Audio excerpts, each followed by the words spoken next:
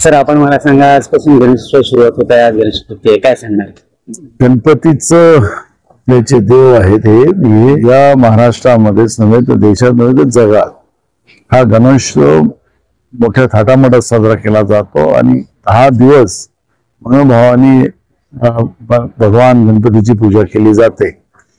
आपण मोबाईलला आज इथे आपण आलेले आहात. राजा तिडकी जे आहे यांची, प्रसन्न राजा तिडकी यांची जे आहे इथे मोदयाचा राजा हा खूप थाटामाटाने म्हणजे उत्सव साजरा केला जातो गणेशोत्सव.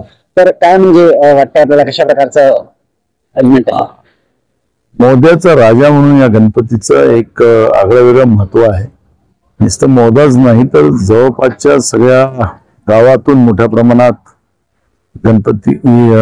या गणपतीचं दर्शन करायला येतात. लोक नवस कबुलतात, मनोभावाने पूजा करतात आणि म्हणून या गणपतीचं एक आगळं वेगळं स्थान या परिसरामध्ये पाहायला मिळते आणि लोकांच्या मनोकामना पूर्ण केल्या जातात. मोदयाचा आनंद मेळावा हा खूप प्रसिद्ध आहे, त्या बाबतीत काय सांगणार आहे?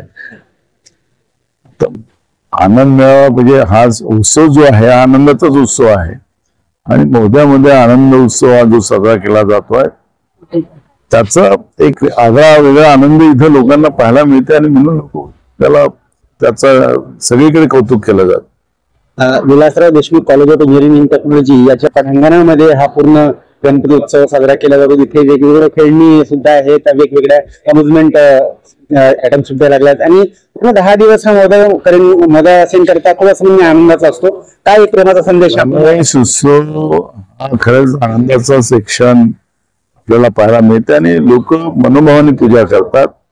त्यामुळे इथं मीना बाजार असेल, अनेक खेळासाठी व्यवस्था असेल, लहान मुलं असतील, तरुण असतील, सगळ्यांना या उत्सवामध्ये या सगळ्या गोष्टीचा आनंद घेता यावा म्हणून या पद्धतीच्या या तयाऱ्या विलासराव देशमुख कॉलेजच्या वतीनं आणि राजा तिडके यांच्या माध्यमातून केल्या जातात.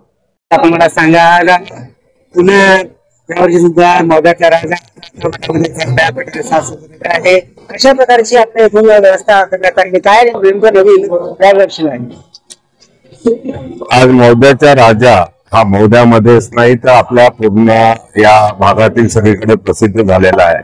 गेल्या 19 वर्ष, आज हा 19वा वर्ष मोदयाच्या राजाला झालेला आहे. सुरुवातीला आम्ही म्हटलं की थोडस कॉलेज पुरतं किंवा विद्यार्थ्यांपुरतं हा आम्ही गणेश उत्सव साजरा करत होतो किंवा त्यांच्या मुलांच्या ऍक्टिव्हिटीज, पण हळूहळू याचं स्वरूप खूप मोठं होत गेलं आणि त्या पद्धतीने आम्ही इथं हा निवड कॉलेज पुरता नाही राहिला. आता हा पूर्ण तालुका म्हणा किंवा रामटेक पासून तर सगळे भंडाऱ्यापर्यंत इथं दर्शनाला लोक येतात. दरवर्षी नाही म्हटलं तरी 1000, 2000, 3000 लोकांची गणपतीला दर्शन करण्यासाठी लोक येतात आणि हळूहळू आता हे वाढतच स्वरूप चाललं आहे. म्हणून त्या पद्धतीने आम्ही लोकांची इथे गैरसोय न झाली पाहिजे म्हणून त्या पद्धतीने आम्ही इथे त्यांच्यासाठी व्यवस्थापन करतो. आणि पाहिलं तुम्ही आता पाहतच असाल, अजूनपर्यंत काम चालूच आहे. आज गणपती आगमन झालेलं आहे, आज प्राणप्रतिष्ठा पण झालेली आहे आणि असंच सातत्याने 10 दिवस आम्ही त्या पद्धतीने आम्ही इथं कार्य.